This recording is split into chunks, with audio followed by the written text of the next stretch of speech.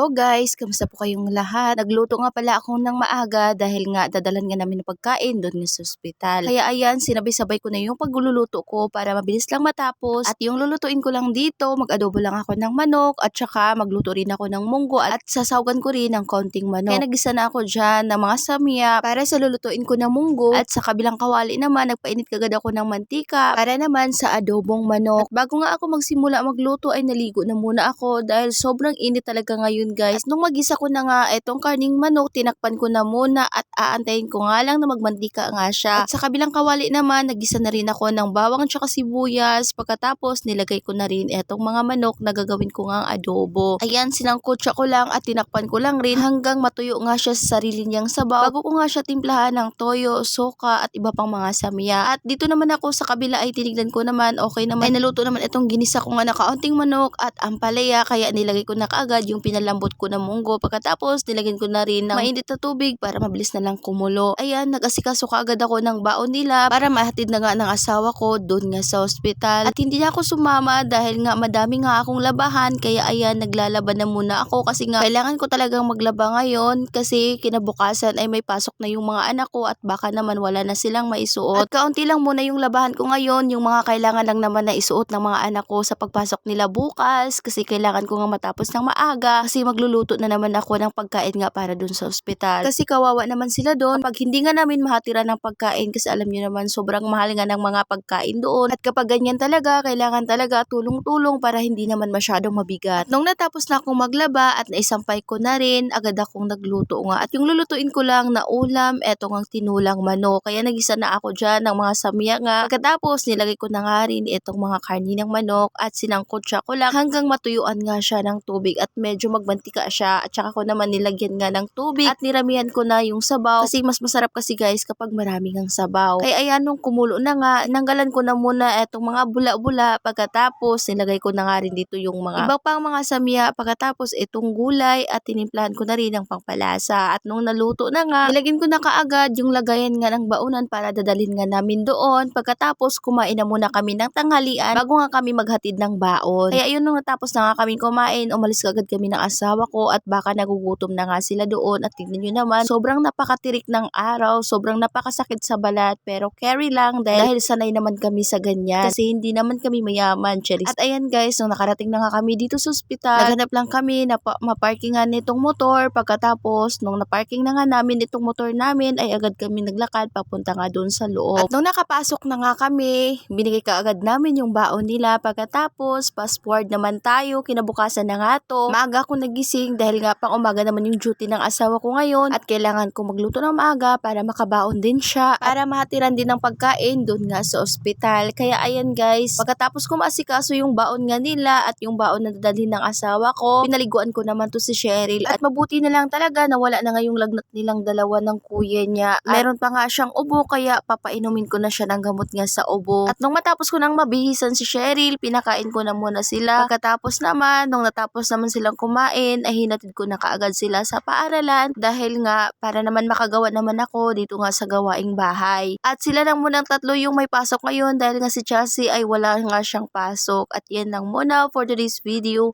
Maraming salamat po sa inyong panonood. God bless.